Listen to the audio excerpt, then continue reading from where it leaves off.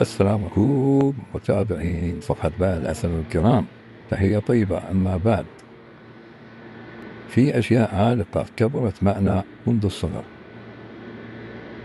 منها عصيرات، منها مأكولات، منها عادات، منها حركات.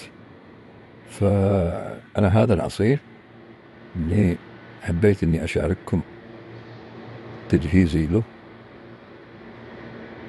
دا أجهزه بطريقة طيبة ومذاقعاني، وأتحدى به أكبر عصائرجي على وجه الكرة الأرضية، لأنه عشق هذا العصير، عشق كبرت وكبر معي. حليب بالموز.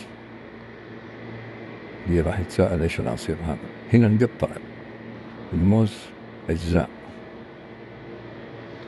وهنا أضيف الثلج اللي هو ضروري في عملية التذوق. يكون بارد العصير، كل ما كان بارد كل ما كان أحلى، بالذات الحليب بالموز، لأنه إذا تأخر شوي يبدأ يتغير لونه وحتى مذاقه، لذلك يستحب أن يكون فريش.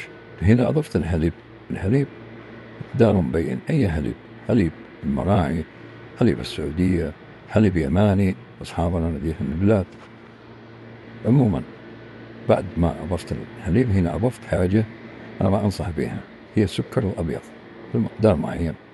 وهنا أشرت لكم بالتأكيد أنه لا، لأنه أنا ممكن أستبدل السكر الأبيض بالعسل، ولكن لأنه باب النجار مخلوق، أنا بائع العسل ولا يوجد عندي عسل، الله المستعان.